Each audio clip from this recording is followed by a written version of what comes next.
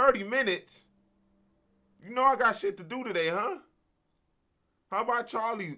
Did Charlie drop a video? How long's it? Alright, what? It's 10. Why can't I do that one?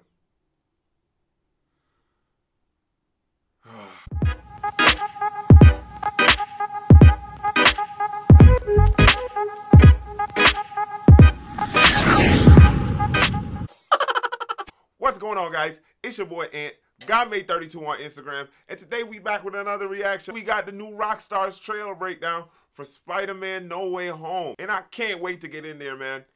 This trailer was epic, man, and it reached far and wide across the globe.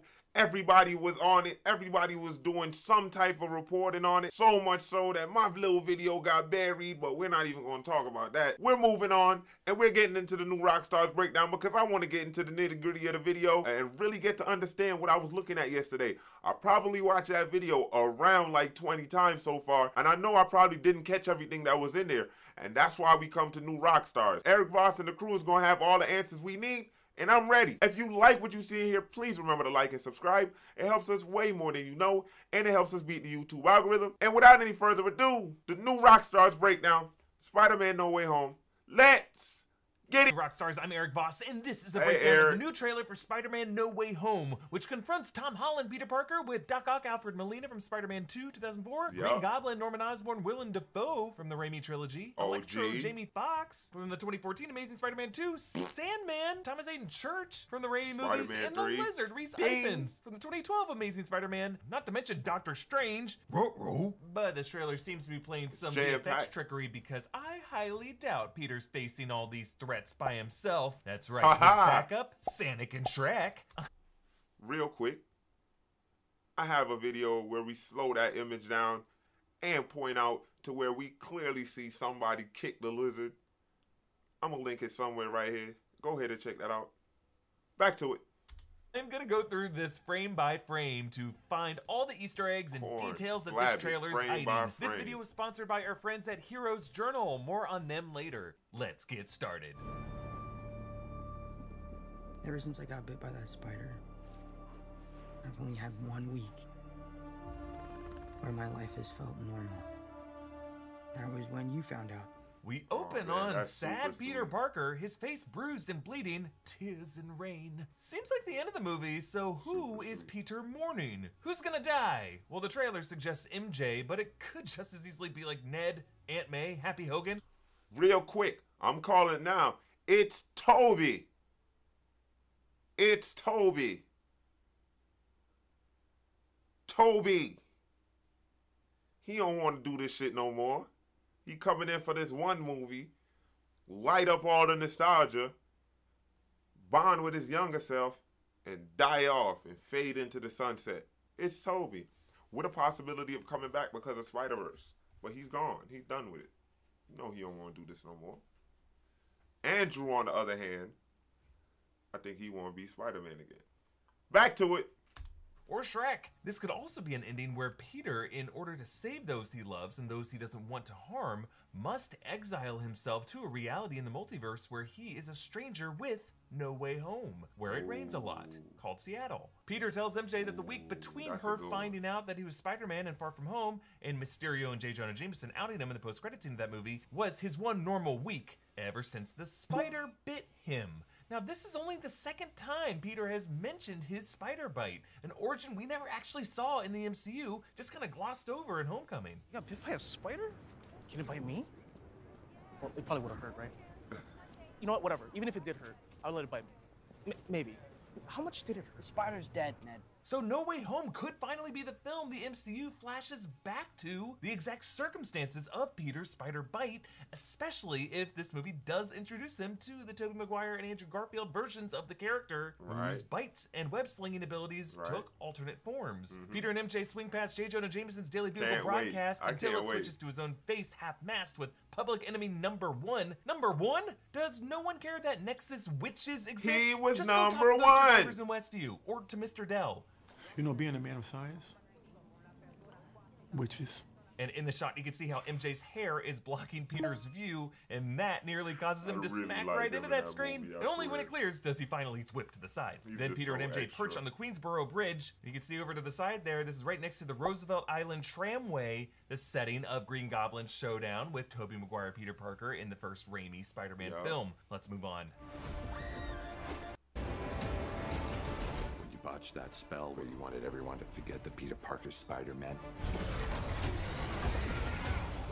we started getting some visitors. As Peter and MJ jump from that bridge, Man. you can see MJ is Oh, wearing the man. same Joan of Arc t-shirt that she wore at the end of Far From Home, which, in addition to being a reflection of MJ's feminine pride, was itself an Easter egg calling back Zendaya's Joan of Arc look at the 2018 Met Gala. Then they glide through the subway tunnels, somehow missing Morbius despite his best efforts to sneak into this universe. And On the obviously they do this A-train. to escape the helicopters tracking them, but also following Cap's advice for how best to escape the city. You take them to the basement or through the subway. You keep them off the streets. Someone's been watching his cat PSAs. And then as they nearly run into a train for a brief second, the train screen flashes red and M, the M train. That's right, Spider-Man narrowly avoided the Mephisto train. Run all you want, Spider-Man. We all float down here. R.I.P. your earbuds. The M line actually runs through Queens. So this train is likely coming from Queens and Peter's just trying to get home. But there's no way home thanks to Mephisto. Now, you'll notice Benedict Cumberbatch's audio sounds stitched together here. When you botched that spell where you wanted everyone to forget the Peter Parker Spider-Man, As many of his off-screen lines actually sound in this trailer. there are others out there. We need to send them back. They're starting to come through, and I can't stop them. This is the first time for me in the Marvel Universe.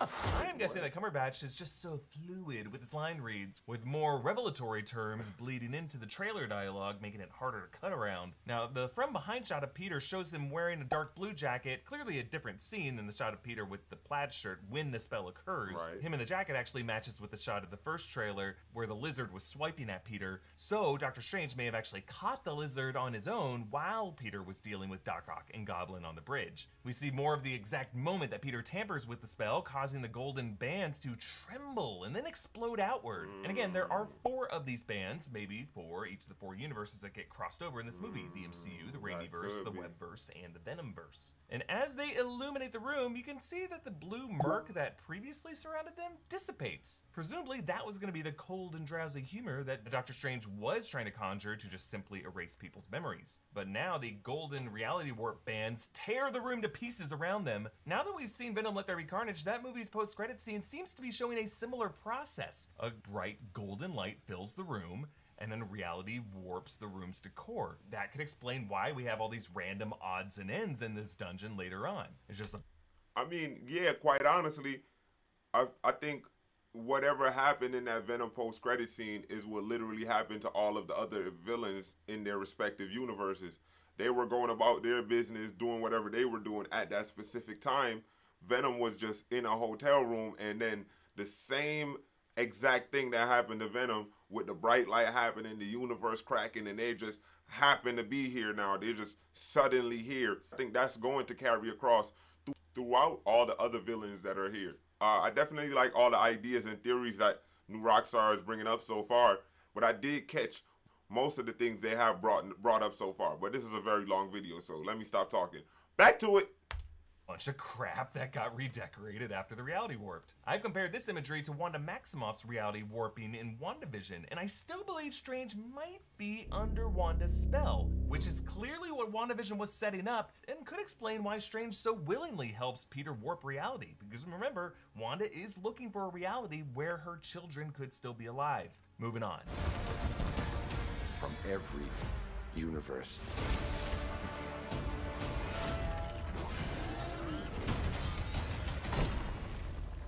So good. Hello, Peter. I love it. Green Hello, Goblin is here. He looms in through the smoke of his own pumpkin grenades, riding his glider. Meanwhile, Strange explains that these visitors are coming from every universe, meaning Doctor Strange might have been previously aware of alternate universes like the Raimiverse, which would give interesting meaning to the line he said to Tony Stark back in Infinity War. Protecting your reality, douchebag. Then Electro's bolts blast through the ground toward that Peter, is who along wears the this lines new for Doctor black Strange, and gold facts. suit. This suit's kind of a mess. There's loose wires poking out, duct tape all over the place. Actually, later you can see MJ and Ned are on a smartphone duct taped to his chest, apparently FaceTiming all this. I am guessing this mission might be to catch Electro, and they have to do it in a way without Peter's Iron Spider armor, maybe by turning his old suit inside out so all the wiring is now exposed. Or maybe his nanotech suit can't be relied on after he ran into Doc Ock. Or this could just be a new suit that they rigged up to be more resistant to high voltage. Let's move on to the next clip. Though this suit that he has right now has a lot of runes and writings on it, I'm still thinking it's a magical suit given to him by Doctor Strange that he made alterations to, especially like with the duct tape on it. You know, you want your friends to see what's going on, or they're just super nosy anyway. You're Spider-Man.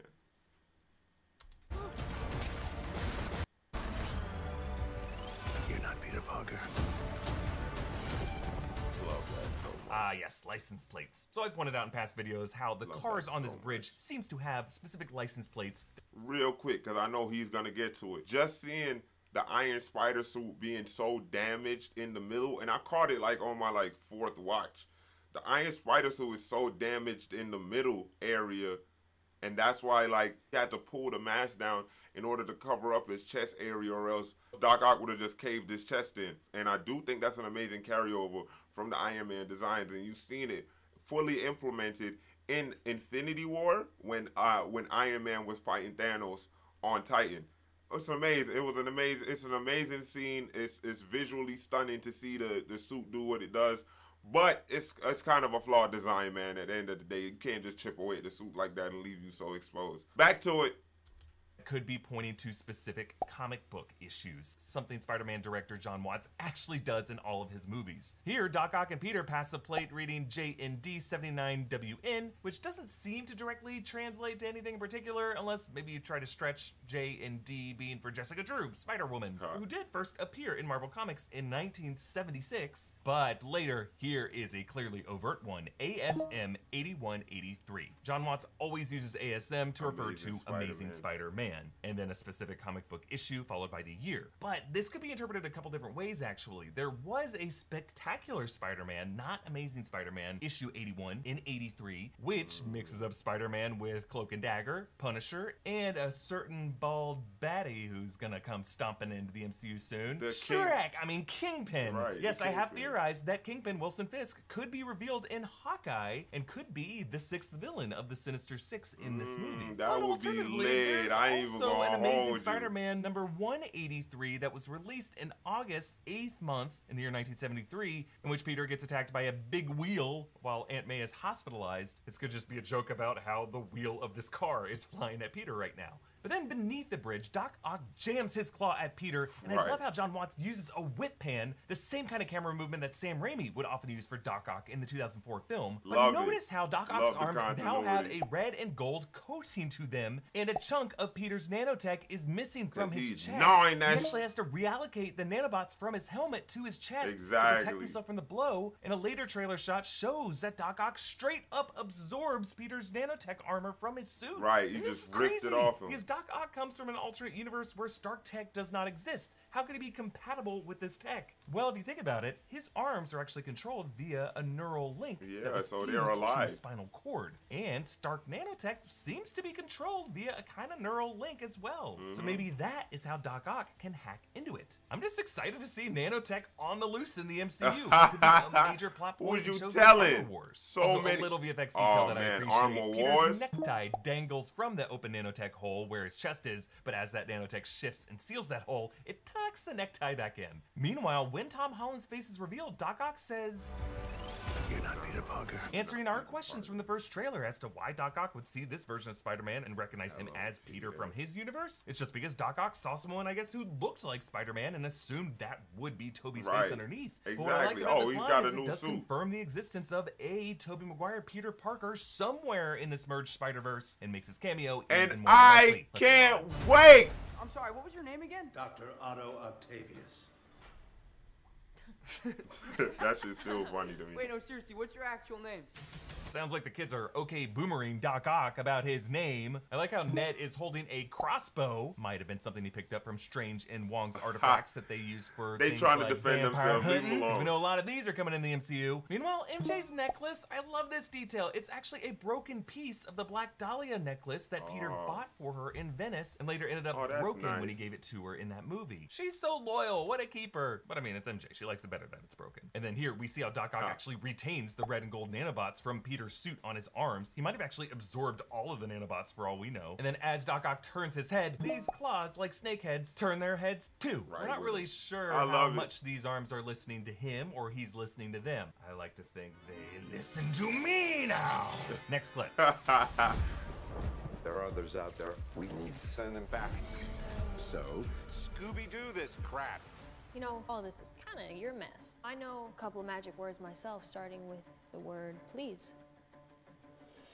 Please, Scooby-Doo this crap. Okay, amazing set piece here. The freaking Statue of Liberty, keeping the tradition of landmark set pieces like the Washington Monument, the Venice Grand Canal, Tower Bridge in London, but now with huge cranes over it attaching a massive Captain America shield. You can see a banner hanging from the scaffolding reading Lady Liberty, the newest Avenger, and you can actually see those words on a that's bus lit. stop ad for it later That's on. Now, we lit. just saw Liberty Island used That as was, an like, example really of how the quick. world has gone to crap during the blip with all the loose boats moored up to it, but now it seems as though the government is using Lady Liberty as a way of celebrating the Avengers' victory. For when Cap stood his ground facing the abyss and found backup from opening portals behind him, as we pray Peter Parker will receive some backup from other Peters in this scene. Oh, yeah. You'll remember this was kind of foreshadowed in Far From Home when Mysterio's illusion trapped Peter in a snow globe where the Statue of Liberty rose up beside him. And earlier, Peter stood among giant statues of his fallen Avenger heroes with him standing on a giant Captain America shield. Now, of course,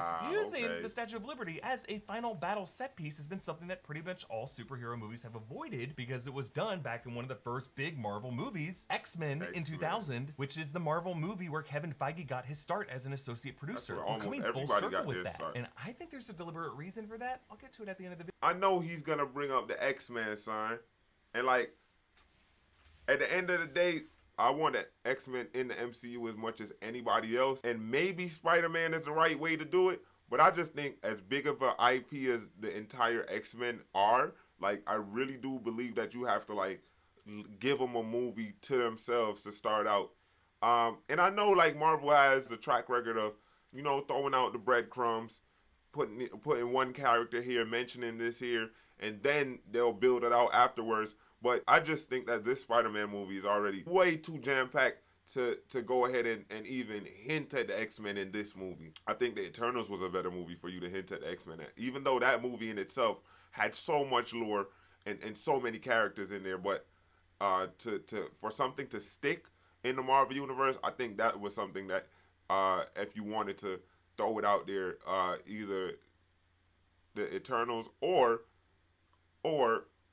Doctor Strange in the Multiverse of Madness. So Electro is charging up using electrical towers. Meanwhile, Peter uses a piece of wrist tech that eliminates rings of eldritch magic from Doctor Strange. So must be is this all suit, over or him. maybe even just this piece on his wrist, was probably given to Peter in order to snare villains like Electro, kind of like a Ghostbuster using a proton pack and a trap. Then Doctor Strange tells them to Scooby-Doo this crap. Just Ghostbusters another are- example of the Ghostbusters MCU is out folding now. in all of pop culture into their universe, kind of like how Eternals just cited other Warner properties like Superman and Batman. And then a preview clip of Hawkeye mentioned Katniss Everdeen from Hunger Games. But Strange telling them to Scooby-Doo this problem does cast this group as a kind of Mystery Inc. Like MJ would be Velma, Peter probably Shaggy, Ned Scooby, and Happy and Aunt May, Fred and Daphne. They're useless and always Hilarious. trying to Why don't you mind your own business, pal? But Right. like in Scooby-Doo, the kids of this movie might end up unmasking the real villain behind it all, which according to Scooby-Doo lore is more often than not the old man Jenkins, who hired them in the first place. So just add this to the list of reasons to be super suspicious of Doctor Strange in this movie. He may be the witch who would have gotten away with it if it weren't for that meddling Nedlin. Moving on.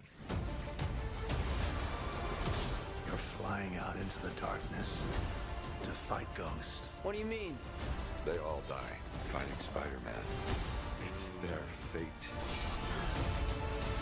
So we see a combination of Electro and Sandman attacking cops and news vans, but now standing aside the Daily Sandman- Bugle van is our Sandman man didn't die, J.K. though. Simmons as J. Jonah Jameson. Giddy smile on his face as he realizes he's getting a great scoop. And as Electro blasts away, you can see his humanoid shape flashing like lightning from spot to spot. Now, of course, his lightning color is now yellow, not blue like in The Amazing Spider-Man 2, but since Doc Ock can absorb nanotech, I think a lot of these villains might adapt new features as they transition into the MCU. I love Doc Ock chilling us with this line. You're flying out into the darkness to fight ghosts. For one, it doubles That's a down on fact. this Ghostbusters parallel of Peter's mission, but also, Alfred Molina is looking directly into the camera here as if this is how he shuts up those kids for laughing about his name, reminding them that they will be facing madmen who should be dead, who now think that they're in some kind of purgatory or hell, and therefore they have nothing to lose. Doctor Ooh, Strange says that's a that all great these way to people think about died it. fighting their version of Spider-Man, but that definitely wasn't the case for Sandman at the end of Spider-Man 3. Peter Parker forgave him and let him go, making us wonder, geez, Tobey, what did you do after Spider-Man 3? Did Flynn Marco break your damn door? Fix this damn door. Then Peter leaps after a pumpkin grenade as it explodes in front of him. This actually looks like the lobby of that same building, the one with the police cars outside, the same That one means we he's later face see to Electro and face with Sandman Gobby. outside of, in the lobby that Aunt May seems to be charging through. I also think, based off of the SWAT swarming around it, that is where Happy Hogan is. So, between Happy and May, that's two very worrisome options for who this pumpkin grenade may be targeting. But Peter does seem to be wearing a new incarnation of his Iron Spider nanotech that probably protects him from this explosion. You can see that gold emblem stretching across his shoulders. That's completely new. The guy's got a million suits in this franchise. And in that shot, he appears to be talking to Aunt May after the explosion. So I'm thinking she'll be okay. Happy though? I don't know. But an explosion does destroy the entrance, emitting a Wait, green was that fire, which Happy's actually car? continues to burn green on that piece in the lower right. So I'm wondering if this could be part of Goblin's weaponry. And then on the right is a Feast truck. Feast is Peter Parker's homeless From the outreach gang. organization, and it has a big hole torn out of the side of the truck, like someone might have used this truck as perhaps In the a Trojan comics. horse that they But burst y'all know out it from of the in game. attack. Moving on. I'm sorry, kid. Yeah, me too. Don't. That's when this shit turned.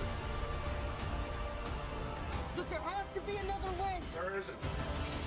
They're a danger to our universe. So deciding that he does not want to send these villains to their certain deaths, either realizing that if he's worthy of redemption, so must they be, or after Mysterio, he doesn't want any villain blood on his hands, Peter whips and snatches that green cube artifact as it levitates between Strange's hands. I'm assuming this is some kind of Pokeball pocket prison that Doctor Strange is either storing the villains inside of, or some kind of mechanism that allows him to return them to sender. I love this. Peter is strung between two portals. Strange must have tricked Peter by opening one portal in the direction he was already whipping, and then another one immediately behind him, so that Peter ended up whipping his own foot. Genius. But in Love this it. shot I mentioned before, Aunt May looks super emotional, and she's carrying some device. Looks metallic, cylindrical, and And it's glowing green. a bit. Could this be some form of Goblin's tech? Then Doc Ock tries to crush Peter's head, which then leads to the nanobot spreading across his mechanical arms. This actually Oh, might have been a man. defense mechanism by the nanobots to keep the claws from crushing the helmet, but then those bots fused with Otto's neural link, allowing him to inherit them. On to the next clip. You're not gonna take this away from me. That's You're definitely struggling. Willem Dafoe.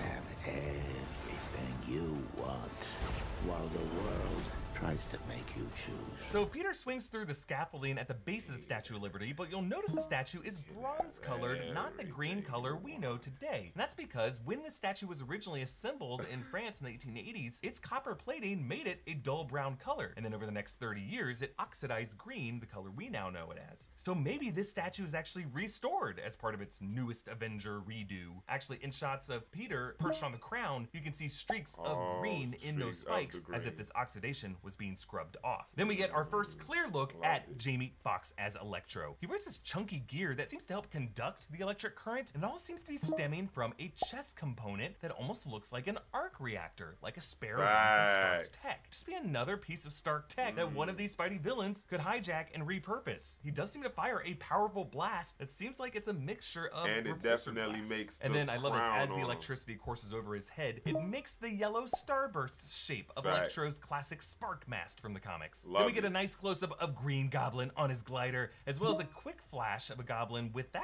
his helmet, wearing flight goggles. I'm just thinking this is a blurry Willem Dafoe face, because if alternate goblins or Hobgoblin was in this movie, I don't think they would reveal James Franco or Dane DeHaan Goblin in a shot like this. But you'll notice he drops in with a swarm of razor bats. You remember If those he comes in with the with just the hood and the goggles first, swarms in on or the he building Department of Damage Control. These or are the he authorities cracks who the arrested mask and then interrogate he throws Peter, the and they hood seem and the to here goggles. be in the apparent aftermath of that green explosion. And I'm then with a it. juiced up version of Doctor Strange's spell blasts out from Liberty Island, expanding far into the sky. Maybe that cube broke open, causing the barriers between realities to open even wider. More thoughts on this in a bit, but on to the next clip. Love it. My fault. I can't save everyone. And this is the part that revealed everything. Okay, so Electro, Sandman's giant face, and Lizard leap across the Statue of Liberty scaffolding towards Spider-Man, but clearly Lizard is jumping towards something else that must be positioned beneath Spider-Man that's been scrubbed from the frame. Yes. Actually, in the Brazilian version of this trailer, the cut was left long enough to show Lizard recoiling as if something kicked him in the head, something that was removed from this trailer, and I think it's a very good chance that in the theatrical version of this scene, And as I'll pause it right here, if you look at Electro all the way on top, he's jumping at something completely different. So what I'm thinking is, you already know, it's Andrew on the bottom kicking the shit out the Lizard, and it's Tobey at the top going at Electro, even though he never faced Electro in his universe. Tom is going straight in and going for the Sandman, so I don't know if this is a repurposed Sandman for this new universe, or it's the old Sandman from Spider-Man 3. Either way, I'm intrigued and I love it. Let's get it. that is going to be Andrew Garfield Spider-Man. Maybe Tobey Maguire Spider-Man, but Garfield Peter has a history with Lizard. Actually, Exactly. Electro is also an Andrew Peter villain. Sandman was the Tobey Peter villain. Tom's really the odd one out here. But this shot just makes it seem like it's 3 versus 1, but compositionally, it makes far more sense for this to be 3 versus 3. Kind of like how the profile collision shot in Civil War was equal numbers on both sides. Yep. And when Peter tells Aunt May that he can't save everyone, I think the subtext of that is that he can't do it alone. And he's gonna get some endgame style backup from his Peter variants. Now, I fully respect Sony for not putting Tobey and Andrew in the trailer, but fans have been so ravenous with speculation, I think it's a foregone conclusion at this point. Still, I think we're gonna scream like Doc Brown when we see them. Let's move on. Lose our minds at the theater. Like Gwen, all over again.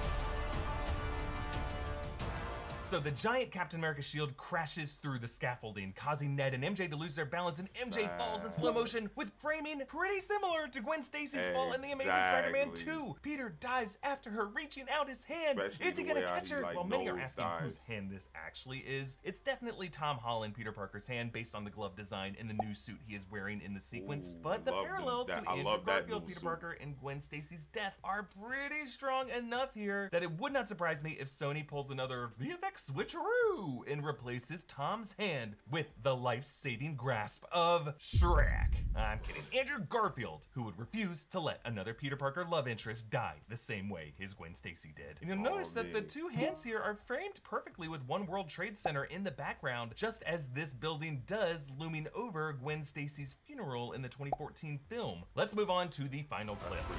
What's happening? They're starting to come through, and I can't stop them.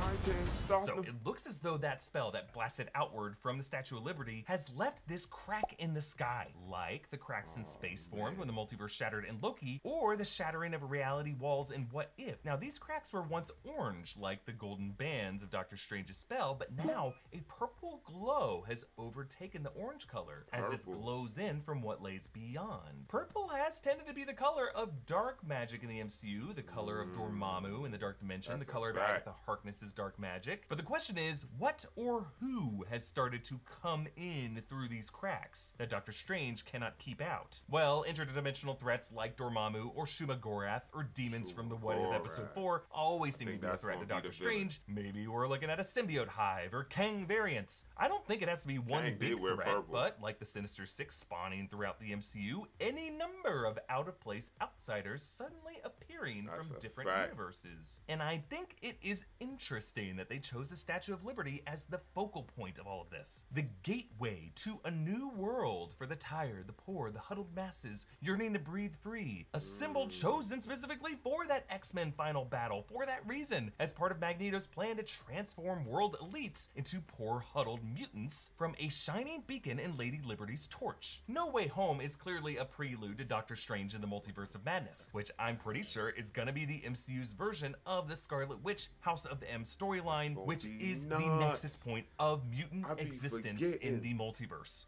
Like, I'm not even gonna lie to you, son. The Spider-Man hype has been so crazy that I really forgot about the Multiverse of Madness. And I know for a fact that's gonna be the movie that really breaks the MCU wide open, son.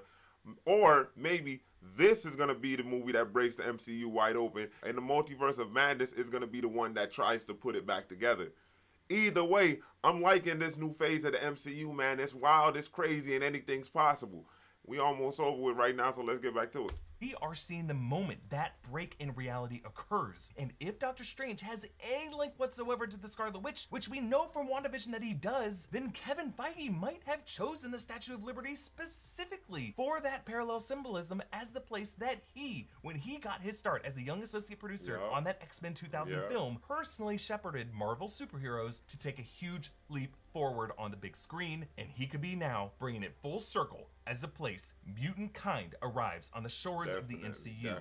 Well, that is everything I caught in this magnificent No Way Home trailer, but we will be making plenty more videos about this in the days and weeks to come. So support this channel by checking out our merch options at newrockstarsmerch.com. Follow me on Instagram and Twitter at EA Voss. Follow New Rockstars. Subscribe to New Rockstars for breakdowns of everything you love. It's late in the night. I can't talk anymore.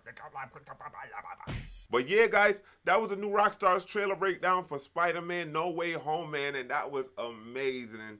Just having New Rockstars here as people who could, like, really get down in there, for the people who don't have the time to, like, really go there and stare at these trailers for 3-4 days just to get everything that they need out of it. You know what I mean? Like, some of the theories that they brought up in here was a little bit out of it, but they're all in the realm of possibility right now because we're in this weird stage of Marvel. Between Loki, Scarlet Witch, this movie, and the Multiverse of Madness, there's so many universe breaking and altering events happening in such short order that I know that it's going to be a combination of all these events culminating into a massive surge that releases all of these different variants onto the MCU. And I can't wait to get in there, man. It's just going to be so crazy. It's going to be so wild. So many new things coming in. The MCU on the big screen is going to be better than ever. The TV shows are looking so good. Hawkeye starts next week, and I can't wait to get in there, man. If you like what we got going on right here, please remember to like and subscribe. It helps us way more than you know, and it helps us beat the YouTube algorithm. And if you want to be notified when we upload new videos, go ahead and click that little bell icon. Thank you. Bring me Spider-Man!